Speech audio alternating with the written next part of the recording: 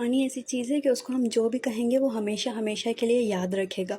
पानी जो है वो एनर्जी को बहुत जल्दी एब्ज़ॉर्ब कर लेता है, इसलिए जब कोई बीमार होता है तो उसको पानी पर दम करके दिया जाता है, उसको पानी पर फूंके मार के दी जाती है, क्योंकि पानी को आप जो कहते हो वो मान लेता है और फिर उसका असर आपकी बॉडी पर होता है। पानी को अगर आपने कुछ बोलकर पी लिया तो समझो आपने मैजिकल पोशन पी लिया है। अब मैं बताती हूँ कि पानी को अपनी मैनिफेस्टेशन के लिए कैसे यूज़ करना है, ठीक है।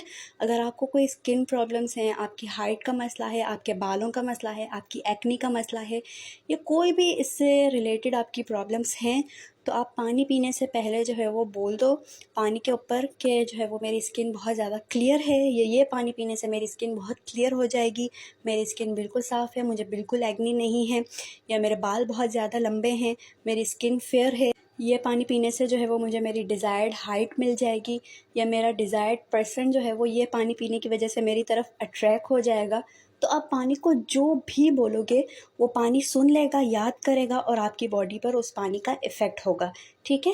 अब देखो इस बात पे तो तुम लोग मजाक नहीं उड़ा सकते हो, क्योंकि जब कुरान पाक की तिलावत की जाती है तो पानी पर दम करके दिया जाता है। क्यों दिया जाता है? क्योंकि पानी एनर्जी को एब्जॉर्ब कर लेता है, ठीक है।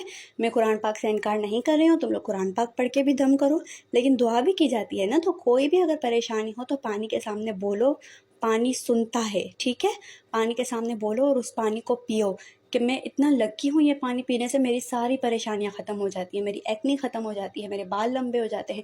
वट एवर यू वांट, पानी को बोल दो और पानी से कुछ भी अट्रैक्ट हो जाता है। इसको कहते हैं वाटर मैनिफेस्टेशन या प्लेसबो इफ़ेक्ट।